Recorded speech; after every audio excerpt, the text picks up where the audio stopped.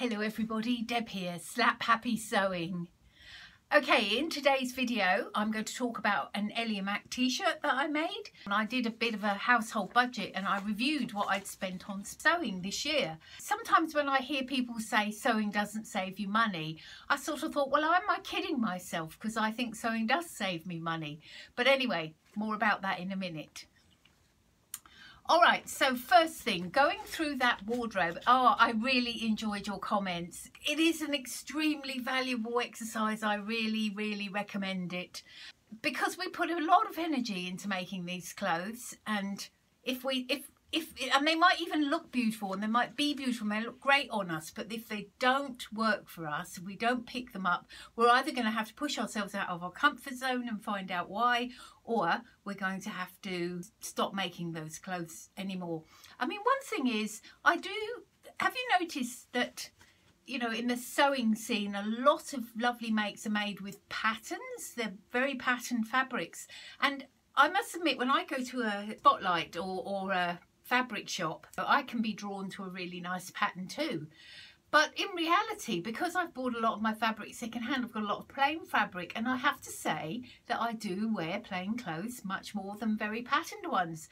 And some of the patterned clothes that I've made, like this Ellie and Mac Breezy, which I'll show here, I had to cut that down from a dress into a top, and even as a top I always wear it with something over it, like a jacket or something. So I don't know if it's me. I should push myself out of my comfort zone and get more used to wearing patterns, or maybe I should just be okay with it. I'm not going to answer that. I'm just going to leave that up there in the air and I'll think about it unconsciously.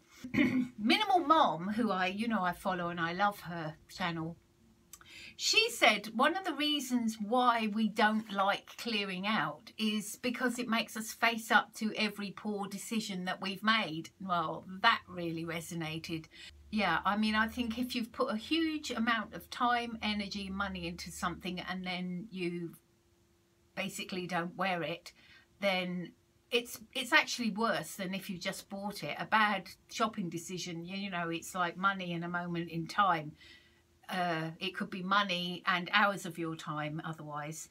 But I think it is important that we face up to what we are actually or are not wearing, because we'll end up with wardrobes full of clothes that we don't wear. You know, I'm a little wary of dresses. I have pushed myself out of my comfort zone and started wearing one or two dresses. But generally, I've been spending a lot of time at home and I wear mostly trousers at home. So in my real life, I would say I'm a very frugal person. I'm very aware when I'm being marketed to, or I try to be. And I do try to work on ways to shut out the marketing in my life, meaning that I don't watch transmitted television. I pay for a YouTube premium subscription, or I believe there's ad blockers you can use to get away from that. I really think that, you know, in your mind, we're subject to so much advertising that it gets very difficult to know what you want or make good decisions in that din of, you know, stuff coming at you all the time. And yeah, it made me reflect on some of the ways in which when I've watched other people's channels and also, you know, in other places and spaces, seen where other people get tempted. And I think, well, one thing about living in New Zealand is it does mean that you're not tempted about many things that other people are tempted about. Amazon. Now, I wonder if I've got New Zealand viewers, you might actually disagree with me, but I don't even bother with Amazon. The postage is so enormous that it's just not worth the trouble, so I just don't even go there. I do use AliExpress more, but of course you're buying the stuff from Asia direct and it is very cheap, and but you do have to wait for it, and could be anything from 2 weeks to a month for it to come. But Amazon, thank goodness, really is not something that I have to resist. The other thing I thought about was subscription boxes. You know, people talk about, oh, you know, I got my delivery of my subscription box. I can quite imagine how having a subscription box means that you know you have, it's almost like having a present every month and you open it and it's all fun to see what's inside. But you know, after that you're left with a load of things that you didn't even probably want. And I know that that would not be a good idea for me. So I'm very glad that there isn't such a thing available in New Zealand. And if you think there is one available in New Zealand, la la la la la la la, don't want to know. And the other thing is, I know that a lot of our American viewers get a possibility of buying $1.99 patterns from time to time, those big 4 patterns. I think the lowest price you pay for a pattern here is $7, which is probably about $4 US. Well, one thing is, I don't actually like big 4 patterns that much. I think I've had my worst disasters with big 4 patterns. But also it really kind of means that I haven't got that many big 4 patterns, and I know that if I could buy them at that price, I'd probably be tempted to overbuy them, and I'd have to find somewhere to store them, and then I'd start feeling guilty that I had all these patterns and I don't use them. I mean, as it is, I do have a large number of patterns. I have been fairly free about buying patterns that are under $5.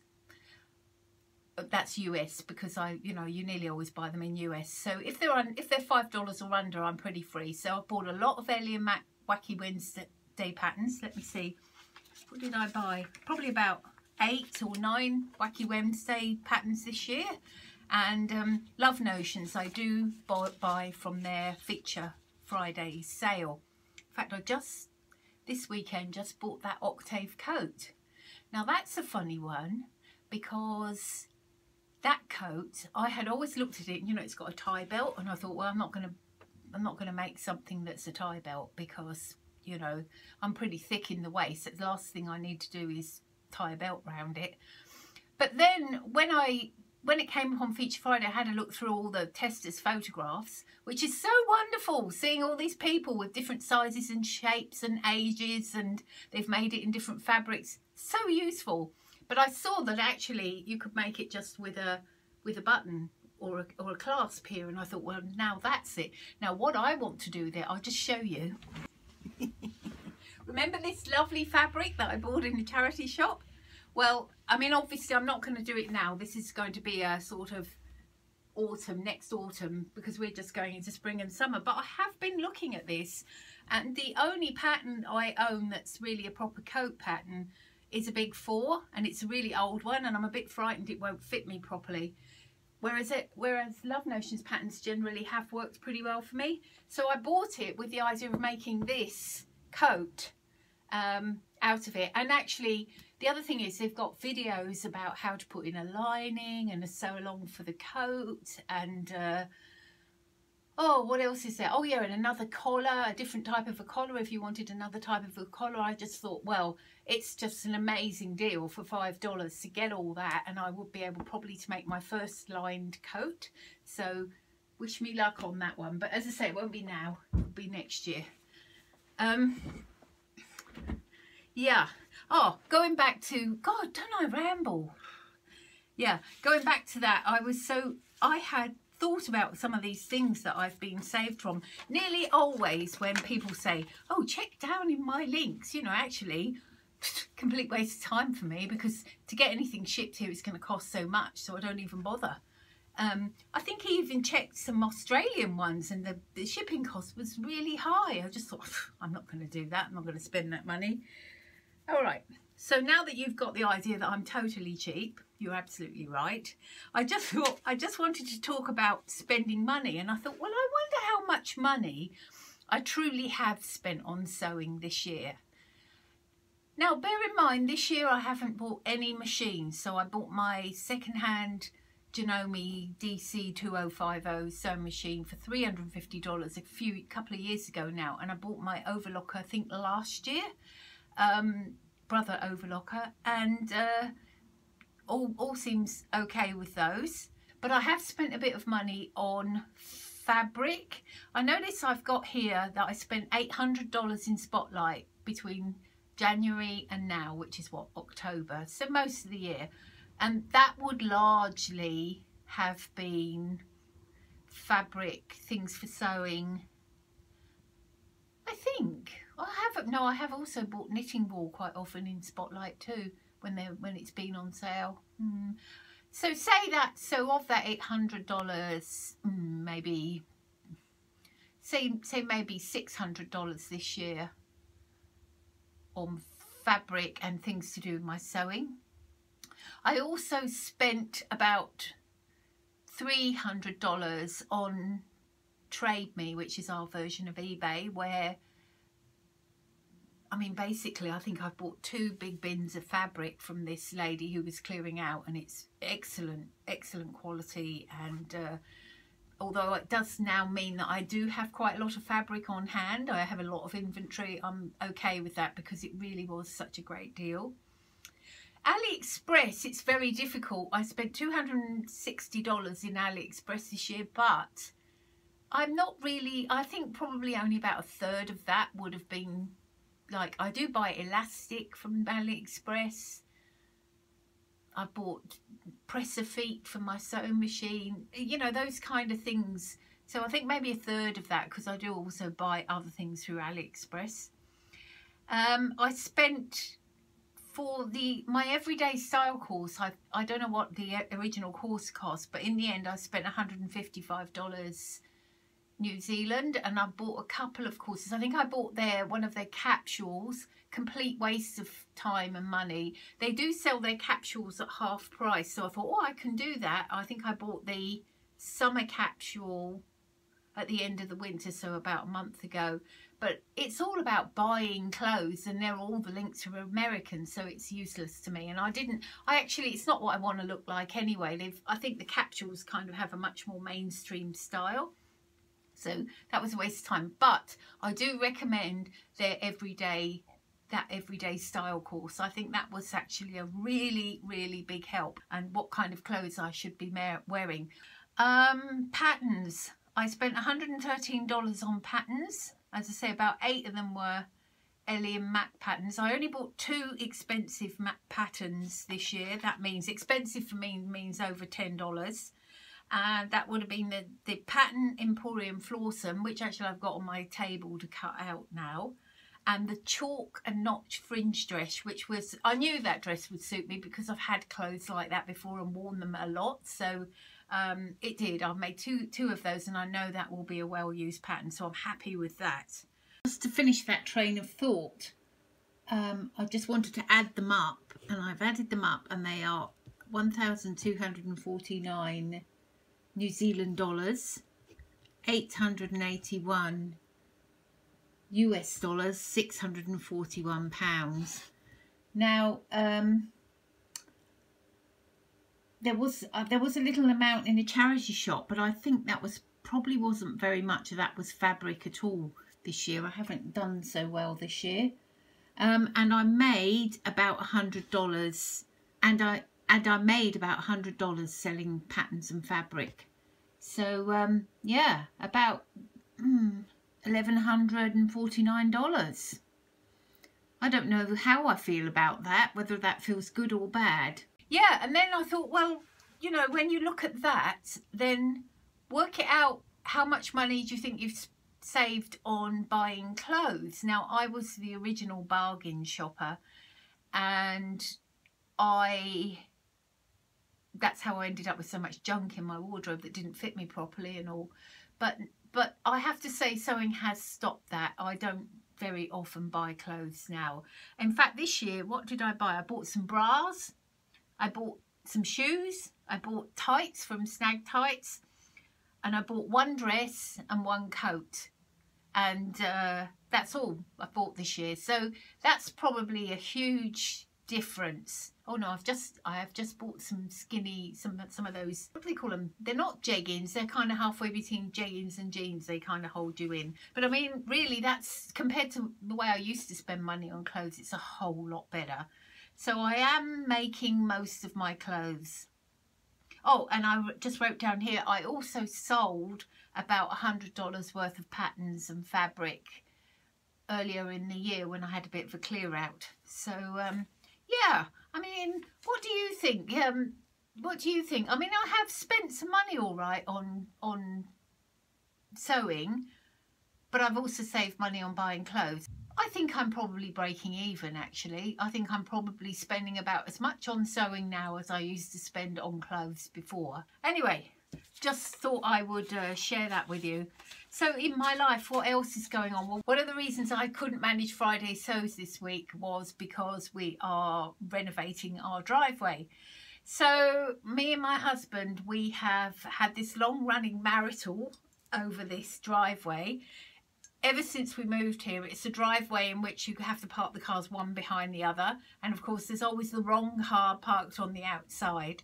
So, and for some reason, Roy found that really, really annoying. Every time he had to go and move one car to get the other out, he'd be like, oh, it's pathetic. We need to do something about our driveway. And then every time the subject came up, I would just block him. I would say, no, I like the trees, because we had some trees that side. I'm like, oh, but I like the trees. Let's not move the trees. Let's not bother. It'd just be a big hassle. And I'd often end up parking my car out on the street. Eventually, it happened that I lost my wing mirror one night when it was parked out on the street, and then basically he kind of overruled me and said we're going to have to do the driveway. So that's been happening here the last few days, and I have to admit, I think when it's done it will be a great advantage to be able to park our cars next to each other, but I'm not going to admit to him that he was right all along.